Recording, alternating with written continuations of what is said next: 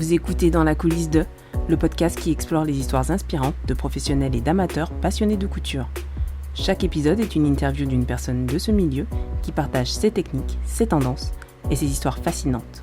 Je suis Mireille de athénaphrodite.com. Aujourd'hui, c'est la coulisse de Carole Rampinetta et donc je reçois Carole, une jeune femme pétillante et passionnée du tissu. Carole est une jeune entrepreneure, styliste modéliste de formation et entre autres, designer textile. J'ai eu l'immense plaisir de discuter avec elle en juin dernier et voici l'essentiel de notre échange. Qu'est-ce qui t'a poussé à te lancer dans l'entrepreneuriat et à créer ta propre marque de textile, de papeterie et foulard? Je me suis lancée à mon compte parce que je n'arrivais pas à trouver de travail. J'ai fait une école de mode et j'ai ensuite fait aussi une école de théâtre. Donc pendant un temps, j'étais sur scène et en coulisses puisque j'avais fait une spécialisation costume de scène. Donc pendant environ un an, j'ai été comédienne, mais j'ai rencontré l'amour. Il rentrait du travail à 18h, je partais travailler.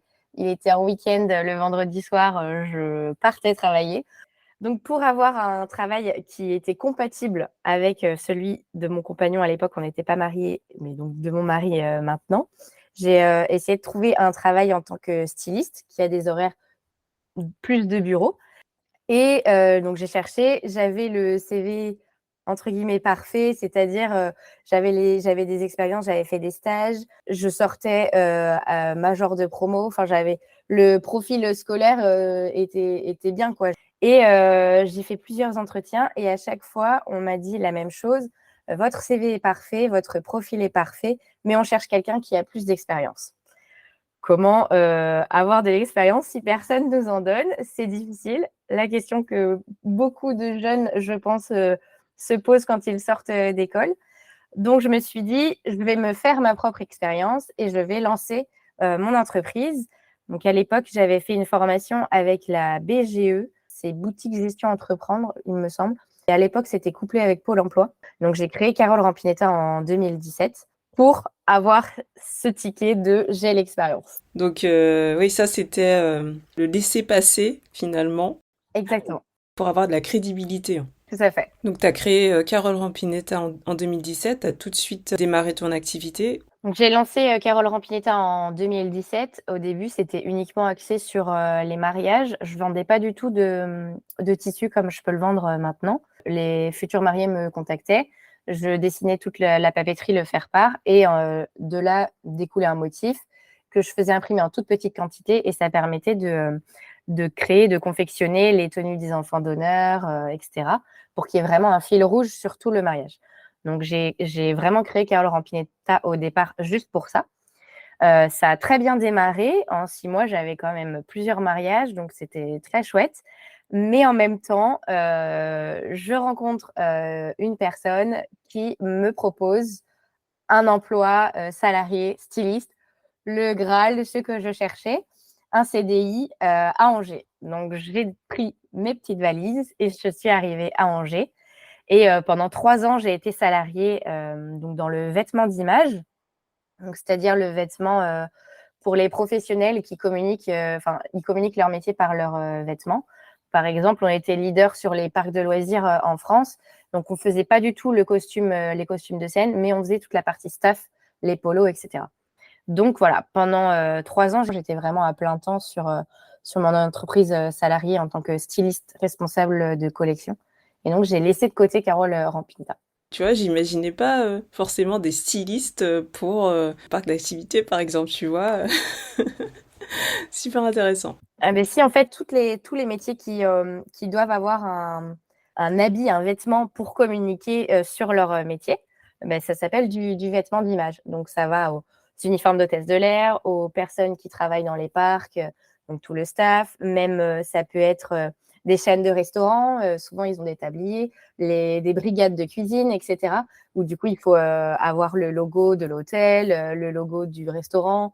Donc voilà, il y a énormément de choses à faire dans le vêtement d'image. C'est très, très chouette. Donc si j'ai bien compris, pendant 3 ans, tu as eu cette activité de salarié et donc tu as vraiment débuté tout ce qui est ben, textile en 2020, c'est ça? Qu'est-ce qui a fait que tu aies démarré cela? Alors, je suis restée styliste du coup dans cette entreprise pendant 3 ans. Les uniformes, le vêtement d'image, c'est super chouette. Il y a énormément de choses à faire. Mais pour l'instant, ça reste quand même des coupes qui ne sont pas très innovantes. C'est du polo, c'est de l'uniforme, c'est du tailleur. Et c'est aussi des couleurs qui sont très normées. Il y a beaucoup de chartes graphiques dans ce milieu-là. Donc, c'est souvent du bleu marine, du rouge, du blanc, du gris, parfois quelques petites touches de couleurs si ce sont des parcs de loisirs. Mais voilà, je sortais de costumes de scène où c'était vraiment pop, pop, pop dans les couleurs. Je dessine depuis que je suis toute petite. Je suis vraiment attirée par les couleurs, tout ce qui est très, très coloré m'attire. Donc voilà, j'avais besoin de revenir à mes premiers amours, de retrouver cette envie créative. Et je pense que dans ce métier-là, qui est très chouette, mais moi, je commençais à m'éteindre un petit peu au niveau de ma créativité. Et en plus, l'arrivée de ma fille, donc l'univers de l'enfant, c'est quelque chose qui est super chouette parce que là, on peut se permettre plein de couleurs, tout ça. Donc voilà, il y a eu tout ce chamboulement, le Covid, le fait de vouloir revenir à mon entreprise, me dire que c'était peut-être un ticket pour avoir un emploi salarié, mais au final, c'était quand même cool. Donc voilà, avec tout ça, je me suis dit, bah, ça y est, je vais reprendre mon envol et je vais me remettre à mon compte. Et donc là, on était en 2021. Donc tu as dit que quand tu étais petite, tu dessinais déjà. C'est quoi ta formation initiale au niveau du dessin? Comment tu t'es formée? Je pense que mes parents pourraient dire que j'ai dessiné avant de parler. Maman m'a avoué qu'elle avait dû changer une tapisserie d'une location puisque j'avais dessiné sur les murs. Bref, voilà. Donc je dessine depuis que je suis toute petite. J'ai vraiment les mains dans la couleur depuis que je suis toute petite. Le plus beau cadeau de ma vie reste et restera cette palette énorme de couleurs reçue pour mes 6 ans de ma grand-mère. En plus, on habitait aussi à la campagne. Je ne suis pas campagnarde du tout. Du coup, je me suis vraiment mise à dessiner et à développer cet attrait pour le dessin qui était déjà très, très, très fort.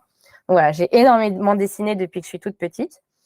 Et j'ai fait mes études, j'ai fait ma scolarité, j'étais très bonne à l'école. J'ai fait un bac général scientifique. Voilà, j'aimais aussi tout ce qui était logique, j'étais très bricoleuse. Donc le métier d'ingénieur m'intéressait beaucoup. Et arrivée en terminale, je visite des écoles d'ingénieurs. Et petite dépression, je pense, c'est pas du tout fait pour moi. Je me reconnais pas du tout dans ces études-là. J'avais une énorme envie d'apprendre à coudre depuis le collège. Je pense que j'ai fait une petite frayeur à mes parents à ce moment-là. Et parce qu'ils se disaient, mais Carole, normalement, elle est joyeuse, quoi. Et donc, je me suis dit, ben, on va quand même visiter des écoles plus d'art, puisque je dessine depuis que je suis toute petite, puisque il y avait une idée quand même dans ma tête de costume de scène, de styliste qui était là, et je pense que je n'osais pas la dire, puisque j'avais le profil scolaire parfait pour des hautes études, quoi. Et donc, on visite des écoles d'art. Et la révélation, bah oui, c'est là qu'il faut envoyer Carole, quoi. Donc, j'ai fait une école d'art à Nantes, une prépa en art appliqué. Et ensuite, je me suis spécialisée dans la mode et dans le costume de scène. Tes parents t'ont soutenu dans la recherche du métier ou en tout cas du domaine qui t'intéressait. Enfin, j'ai l'impression en tout cas qu'ils t'ont soutenu et ils sont pas restés sur le fait que tu avais un niveau excellent et qu'il fallait que tu fasses des grandes études dans sciences, par exemple. Et ça, c'est super important. Enfin, en tout cas, c'est ce qui se dégage de ce que tu viens de me dire. Complètement, j'ai toujours eu le soutien de mes parents dans tous les choix. Alors, est-ce que le fait d'être la dernière d'une fratrie de 3, ça aide aussi? Les grands sont passés avant et donc du coup, ils ont facilité le chemin, peut-être. Les maths, c'était plus possible. J'étais bonne, mais ça m'intéressait plus. Et j'ai fait art plastique du coup en terminale pour le bac. Et là, je me suis éclatée. Donc, je pense qu'ils ont vu que vraiment l'endroit où je m'épanouissais le plus, de toute façon, c'était ça. Et à mon avis, ils le savaient dès le départ. Donc oui, quand on a visité tous les trois, mes deux parents et moi, les écoles d'art, bah, ils se sont dit, oui, en fait, c'est évident. Donc forcément, on te pousse et forcément, et ils étaient même plutôt fiers parce qu'ils voyaient leur fille complètement s'épanouir dans ces études-là. Donc oui, oui, ça, c'est sûr que j'ai eu un soutien inconditionnel de mes parents. Donc j'ai énormément de chance là-dessus. Je le sais puisque je sais que ce sont des études qui font peur. où forcément on se dit quels sont les débouchés derrière. C'est pas des métiers classiques, mais il faut y croire, et c'est sûr que si on a le soutien de ses parents, c'est quand même beaucoup plus facile. C'est bien qu'ils aient voulu t'encourager dans ton épanouissement en tout cas. Et en plus, ils sont très contents maintenant puisque je couds pour eux.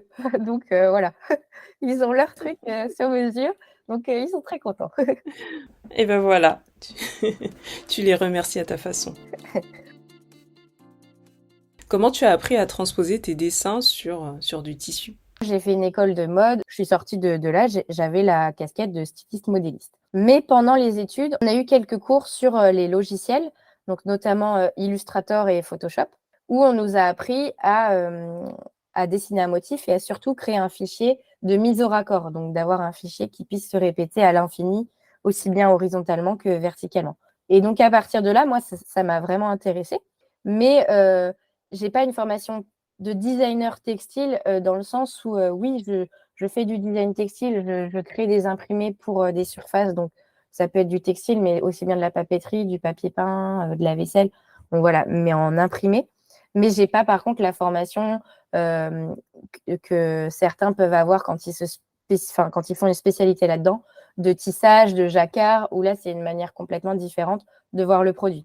Beaucoup de designers textiles qui sont dans le print, donc dans l'imprimé, sont uniquement des graphistes à la base ou des illustrateurs. Je me ressens plus illustratrice de motifs puisque je ne travaille pas du tout la partie jacquard, tissage, que là, des vrais designers textiles ont comme bagage et peuvent savoir faire. Donc, j'ai appris à l'école à faire ce raccord-là, créer ces fichiers-là. Et après, c'est vraiment en autodidacte où, à force de faire, refaire, on apprend, on se plante, on se trompe. Et puis, en fait, des fois, ça marche et c'est cool. Donc il y a des bases que tu as apprises en école de mode et après tu t'es formée sur le tas avec l'expérience. Maintenant, ça roule. Tout à fait. Maintenant, je sais faire. Mais après, on en apprend tous les jours. Et c'est ça qui est bien finalement. Oui. Est-ce que tu peux nous parler un peu plus de ta marque, Carole Rampinetta? Qu'est-ce que tu proposes? Carole Rampinetta, donc c'est une marque éponyme, c'est-à-dire que c'est mon nom et mon prénom. Enfin, c'est mon prénom, mais c'est mon nom de jeune fille un petit peu modifié. Et je l'ai vraiment vu comme un peu un atelier où je peux mettre toutes mes créations. Et justement, j'adore l'idée de créer un motif, de créer un dessin, et qu'ensuite on puisse le faire imprimer sur plein de surfaces différentes. Et donc sur carolerampinetta.fr, on peut retrouver des motifs qui sont imprimés sur du textile, sur différentes matières. Donc, pour en citer quelques-unes, il y a du jersey de coton, de la gabardine. J'ai des tissus techniques aussi, plus pour du maillot de bain. J'ai un petit peu de papeterie, carnet de notes, cartes, des affiches. Ce que j'aime énormément en papeterie, c'est tous les faire-part de mariage. Donc ça, c'est pas tellement présent sur le site internet. C'est vraiment plus en devis personnalisé, plus en sur-mesure, où là, je dessine vraiment pour les futurs mariés toute une gamme de papeterie à leur image pour leur grand jour. Et ensuite, en produit fini, il y a les foulards, quelques paréos et des bandanas pour enfants. Le tissu à l'état brut, c'est vraiment pour coudre derrière. Et j'ai quand même pas mal de clients qui aiment bien ce que je dessine et ce que je propose, mais qui ne cousent pas forcément.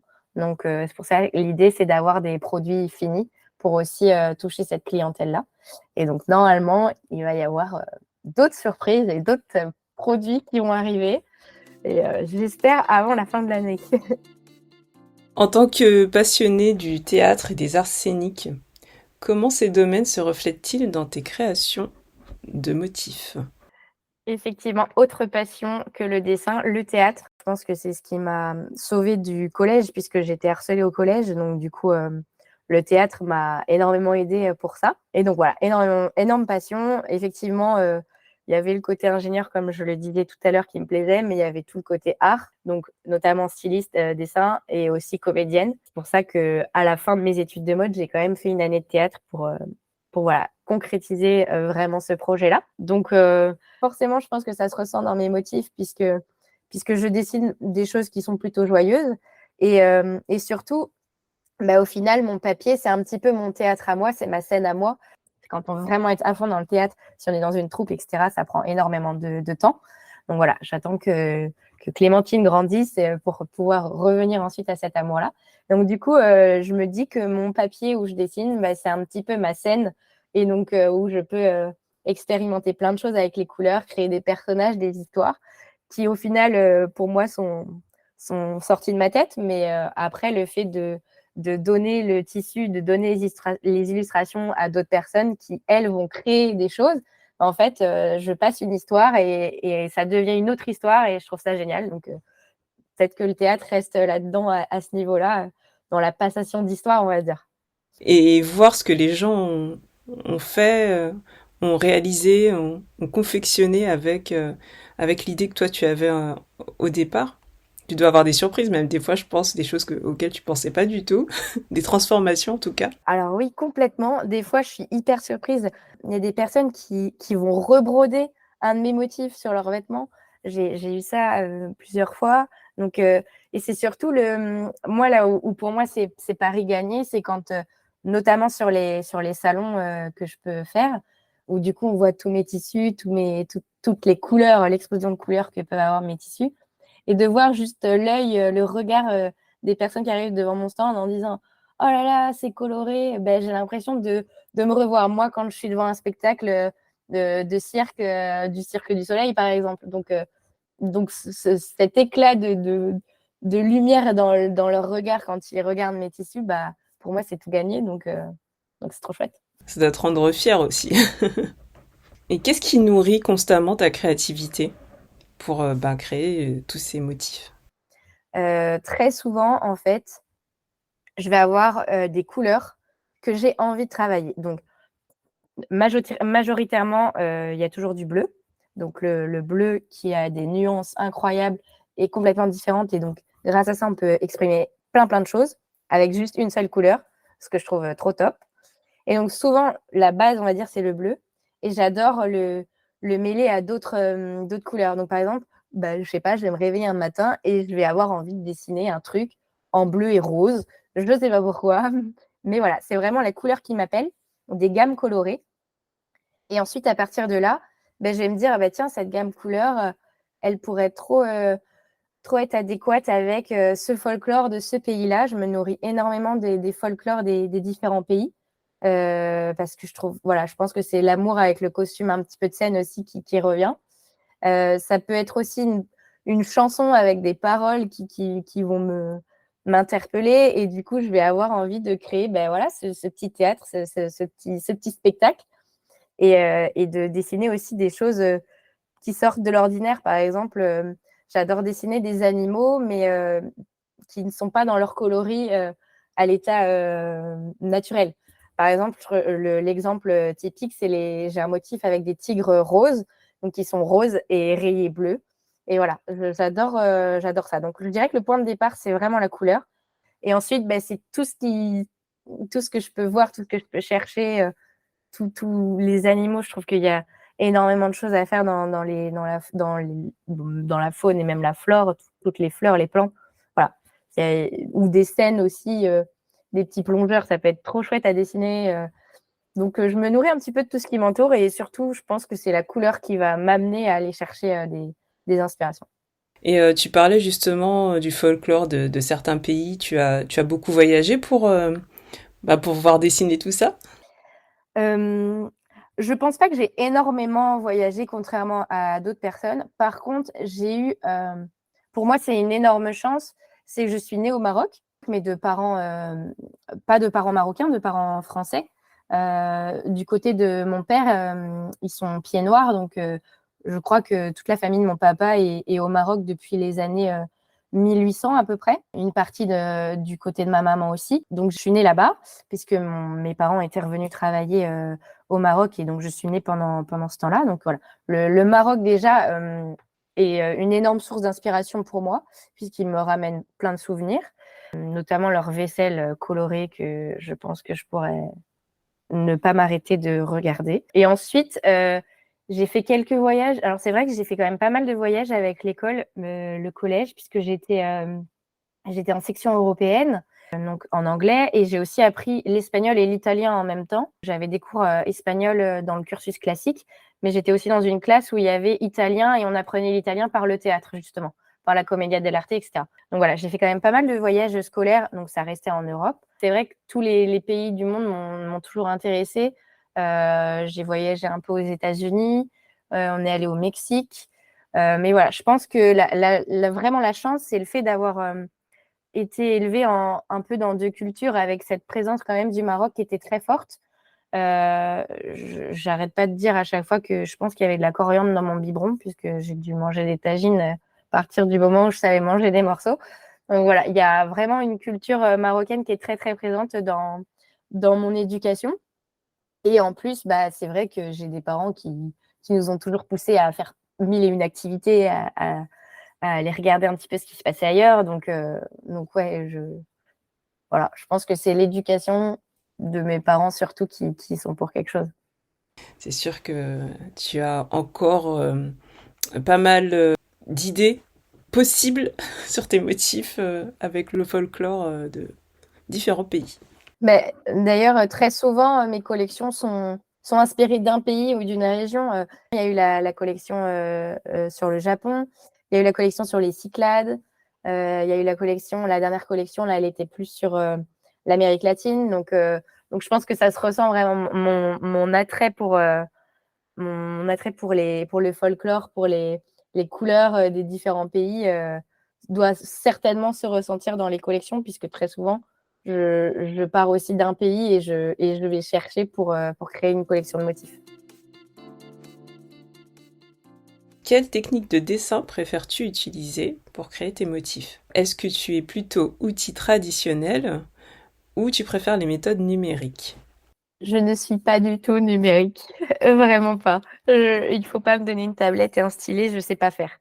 J'ai un amour du papier, du travail avec les mains. Vraiment, moi, si j'ai pas les mains pleines de peinture quand je ressors d'une session dessin, elle n'a pas été menée pleinement, on va dire. Ma technique de prédilection, je pense que c'est la gouache, puisque ce sont des couleurs très très vives. Ça sèche relativement vite et en même temps, si on met plus ou moins d'eau, on peut avoir presque des dessins qui se ressemblent à l'aquarelle. Donc, je trouve que c'est comment dire, un médium qui est mixte, puisqu'il permet de faire plein, plein de choses. Et en plus, il a des couleurs hyper vives. Mais de plus en plus, j'essaye de mixer un peu justement les techniques. Je me suis remise au pastel sec, au pastel gras, au crayon de couleur. Voilà, j'aime bien toucher un peu à tout. Mais dans tous les cas, voilà, c'est traditionnel, c'est des choses vives et c'est sur du papier. Comment passes-tu des motifs que tu dessines aux motifs qui vont être imprimés sur les textiles? Je dessine de manière traditionnelle, donc sur le papier. Et pour passer sur l'ordinateur, en fait, je prends photo ou je scanne. Alors, je scanne si j'ai un très bon scan. Sinon, je prends en photo puisque c'est là où j'arrive le mieux à avoir les vraies couleurs que j'avais sur mon dessin de base. Parce que sinon, les scans peuvent parfois atténuer un petit peu les couleurs. Donc, ça m'arrive de prendre en photo. Ensuite, je mets tout sur l'ordinateur et donc je retravaille les fichiers. C'est-à-dire que un papier, il est toujours un petit peu texturé.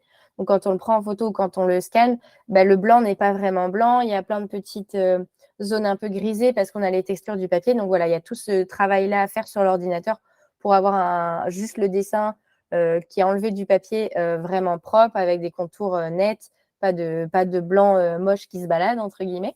Et donc ensuite, une fois que j'ai tous ces dessins qui sont extraits de l'original et qui sont en version numérique, là, je vais passer sur… alors, on peut le faire sur Photoshop ou sur Illustrator. Donc, ce sont des logiciels de la suite Adobe.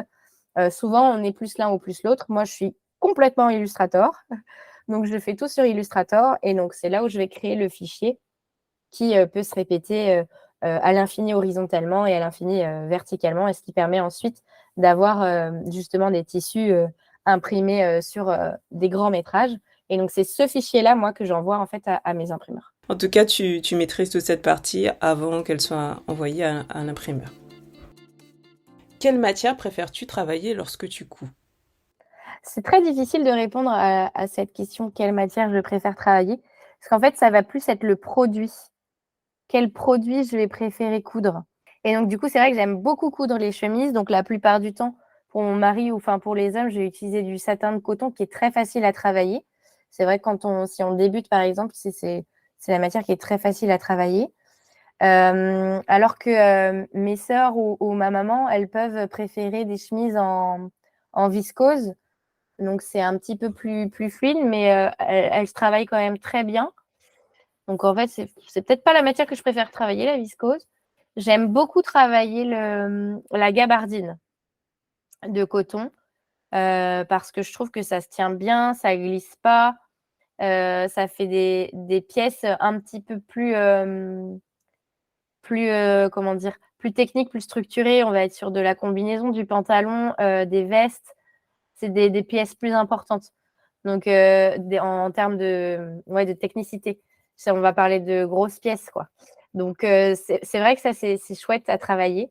Je sais pas si j'ai une matière de prédilection que j'aime travailler, mais c'est plus la fin, où en fait, on oublie un peu tous les couacs qu'on a eus et puis on se dit, oh, c'est quand même cool.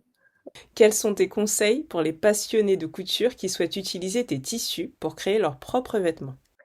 Le conseil, ce serait lâchez-vous, puisque c'est vrai que on pourrait penser que ce sont parfois des motifs un peu audacieux, où les gens pourraient se dire, bah non, je vais pas oser porter ça, je porte pas tellement de motifs.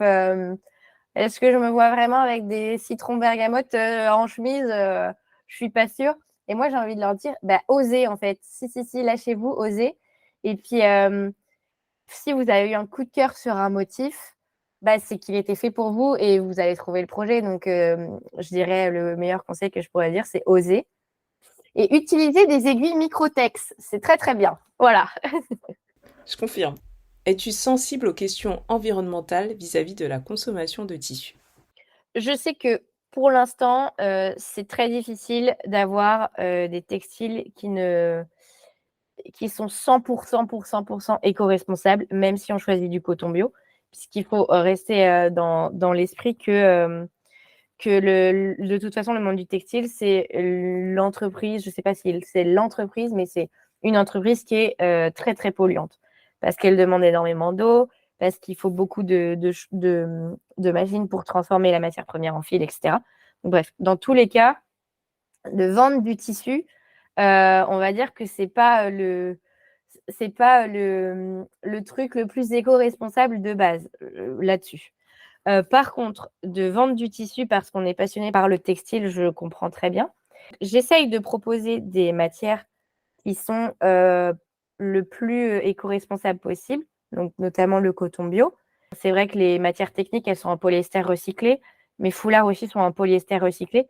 Donc voilà, j'essaye de proposer des alternatives on va dire, des choses plus traditionnelles, même si je sais que ça ne pourra pas être 100% parfait et qu'en plus, c'est difficile de tout faire 100% parfait dès le début, surtout quand on se lance.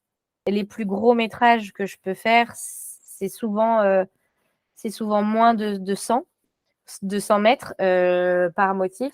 C'est pour ça que j'aime bien travailler en précommande parce que du coup, je vais imprimer que ce que les gens ont commandé et je vais essayer de faire pas trop de surplus de matière de métrage. Et c'est pour ça aussi que souvent, je fais des toutes petites séries. Et par contre, si un motif marche très bien, ben, je vais le réimprimer, mais en petite série. Donc voilà, j'essaye d'avoir, on va dire, un système de production qui n'est pas trop polluant et qui reste un peu éco-responsable là-dessus. Je recycle tous mes papiers, sinon j'essaye de revaloriser mes chutes. Voilà. Pardon, ouais. Par exemple, pour la papeterie, par contre, là, je travaille avec une entreprise qui a que des encres végétales, enfin à base d'eau, qui a que des papiers certifiés PEFC ou FFC, donc qui sont soit recyclés, soit qui proviennent de forêts durablement gérées. Donc voilà, il y a des choses où je sais que c'est possible de le faire et d'autres où, bah, dans le textile, c'est quand même encore difficile de le faire à 100%. Et donc, petit à petit, bah, j'aimerais pouvoir y arriver, mais on ne peut pas demander tout d'un coup, surtout à quelqu'un qui se lance. Non, c'est pas un tribunal, déjà chacun fait ce qu'il veut, mais ta contribution déjà, je trouve elle est pas mal.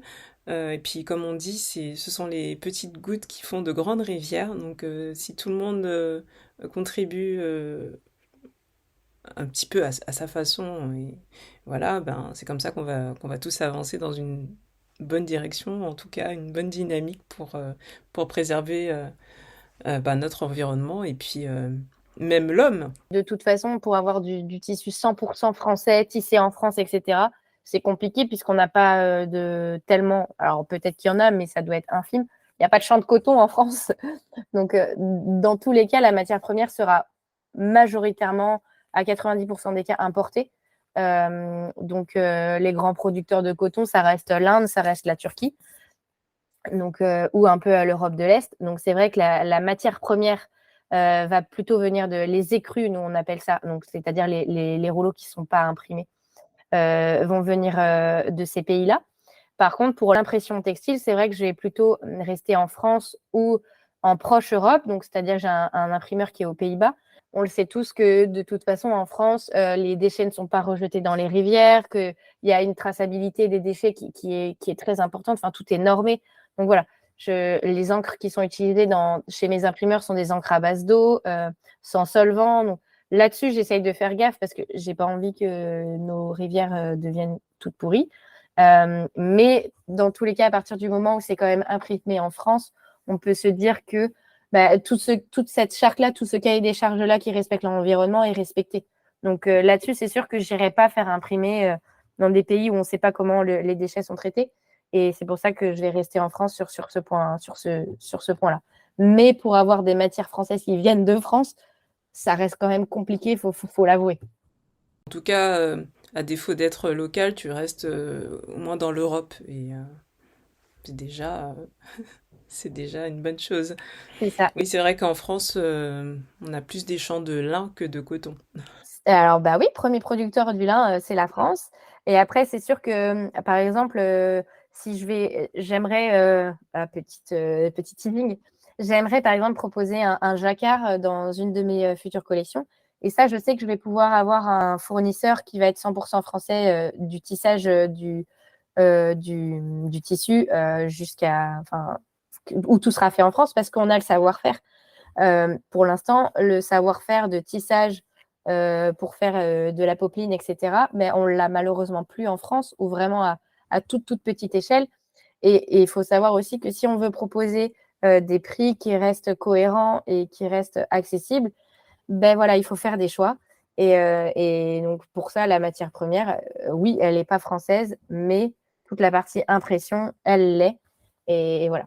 C'est sûr qu'il y a une grande question de comment faire revenir le savoir-faire français aussi, ou le savoir-faire en France. Des fois, moi, ça me désole, entre guillemets, un petit peu parce qu'il y a parfois des gens qui vont dire ah ouais, mais c'est fait en Chine, c'est pas terrible. Ben oui, effectivement, c'est pas terrible d'un point de vue, on va dire, écologique parce qu'il y a le transport aérien ou par voie maritime ou par voie routière, etc. Et donc, ça pollue. Mais en même temps, le savoir-faire est là-bas et c'est très bien fait. Oui, j'ai pas envie d'aller dans des pays où on va dire on exploite les enfants, etc. Mais il y a des pays en Asie, notamment par exemple la Chine, où quand même maintenant c'est pareil, c'est normé, il y a des audits. Tout ça, par exemple, il y a plein d'entreprises chinoises qui sont très réglo et qui sont parfaites sur ce point de vue-là. Et c'est pas parce que c'est fait en Chine que c'est pas bien. Leur savoir-faire est bon. C'est sûr que, par exemple, la plupart des matières techniques aujourd'hui, par exemple, alors je me trompe peut-être, hein, mais moi, c'est ce que je me rends compte quand je lis ou quand j'échange avec d'autres personnes, avec d'autres industriels. Mais la plupart des matières techniques, tout ce qui est lycra, maillot de bain, etc., et souvent, ça transite par la Chine parce que le savoir-faire est là-bas. Et parce que c'est eux qui savent recycler le polyester et que malheureusement, on n'a pas encore ça en France, on n'a pas encore ça ou en proche Europe. Et c'est pas parce que c'est ailleurs et un peu loin que c'est forcément mal fait, que c'est forcément de l'exploitation, etc. Non, il y a des choses qui sont aussi très cadrées dans d'autres pays et c'est avec cela qu'il faut travailler et c'est cela qu'il faut trouver. Pour l'instant, avoir des choses 100% françaises à prix accessible, bah, c'est plus compliqué. Je veux bien faire un tissu 100% français, etc., mais ce ne sera pas vendu à une vingtaine d'euros le mètre, quoi. Donc, il y a ça aussi est-ce que les gens sont prêts à mettre 60 euros du mètre dans un truc parce que c'est fait en France. Donc, il y a plein de paramètres à prendre en compte. Et moi, je peux pas me permettre de lancer une production de 100 mètres en France si je sais que derrière, ce sera pas vendu. Enfin, ce serait me tirer une balle dans le pied, quoi. Alors, justement, tu parlais un peu de ne pas vendre du tissu à 100 euros le mètre. Est-ce que tu arrives à vivre de ton activité? Alors, si j'étais toute seule, je ne vivrais pas de mon activité. Moi, j'ai la chance d'avoir quelqu'un dans ma vie, d'être mariée et qui travaille, qui a un boulot salarié. Et donc, entre guillemets, c'est lui qui permet d'avoir le salaire qui nous permet d'avoir un toit sur la tête, d'avoir un frigo rempli, etc. Si j'étais toute seule à mener la barque, non, clairement, je ne pourrais pas en vivre. J'ai eu la chance aussi d'avoir une rupture conventionnelle, donc du coup, d'avoir eu le chômage pendant 1 an et demi. Et donc, de ne pas m'être payée, moi, pendant 1 an et demi, parce qu'en fait, j'avais le chômage. Donc, du coup, voilà, tout ce que j'ai pu avoir comme bénéfice, en fait, je l'ai fait rentrer dans l'entreprise et c'est ce qui me permet, une fois que le chômage était terminé, d'avoir pu continuer. Maintenant, moi, je me rémunère en fonction du chiffre d'affaires que je fais par mois, qui n'est pas, pour l'instant, pas linéaire. Donc, c'est-à-dire qu'il y a des mois où ça va très, très bien fonctionner, souvent aux sorties de collection. Et après, des mois où il y a moins de nouveautés, oui, le chiffre d'affaires est moins important. Ça dépend aussi des projets professionnels que je peux avoir à côté, parce que je n'ai pas uniquement le site internet, je vais aussi faire des prestations d'illustration pour d'autres personnes. Et donc, moi, j'ai un chiffre d'affaires qui fluctue au fur et à mesure des mois. Et donc, souvent, je vais me faire une rémunération en fonction en fonction de mon chiffre d'affaires. Et là où moi, le but que je voudrais atteindre, vraiment, c'est de pouvoir me payer, par exemple, ce que je recevais comme chômage. Déjà, si j'arrive à me payer ce que je gagnais au chômage, là, j'aurais quand même bien réussi, je trouve. C'est pas mon salaire qui va payer le loyer, etc. Par contre, je suis contente de pouvoir apporter les petits bonus. Donc, grâce, on va dire, à ce que je gagne, on peut se faire un resto, on peut aller un petit peu en vacances. Donc, voilà. J'ai de la chance d'avoir mon conjoint qui me suit là-dedans et qui me laisse vivre de ma passion. Et en même temps, voilà, j'apporte les petits bonus, les petits cadeaux de temps en temps, les petits plaisirs de la vie. Donc c'est cool. Chez le petit plus. Bah oui, bon, on parle encore finalement de l'appui, du soutien de son entourage. C'est hyper important. Merci de ta transparence en tout cas, Carole. Dernière petite question.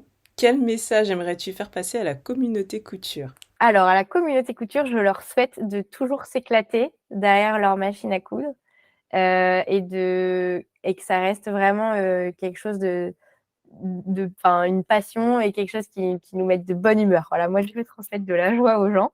Donc, voilà, j'espère que des fois, c'est vrai qu'elles sont reloues, ces machines à coudre, mais ça nous apporte que du plus normalement. Oui, c'est généralement positif en tout cas. Merci Carole d'avoir été l'invitée de mon émission dans la coulisse 2. Je te dis à bientôt. À bientôt et merci beaucoup à toi. Pour profiter des motifs joyeux, colorés et poétiques de Carole Rampinetta, direction son e-shop carolerampinetta.com, tout attaché. Pour échanger avec Carole et voir ses actualités, abonnez-vous à son compte Instagram Carole Rampinetta, tout attaché, et son compte Facebook Carole Rampinetta. C'est la fin de cet épisode. Merci de votre écoute. Si cette rencontre vous a plu, n'hésitez pas à mettre des étoiles sur Spotify ou Apple Podcast. Vous pouvez aussi partager ce podcast à votre entourage. Pour échanger avec moi, rien de plus simple. Retrouvez-moi sur www.athenaphrodite.com et aussi sur les réseaux sociaux. À tout de suite!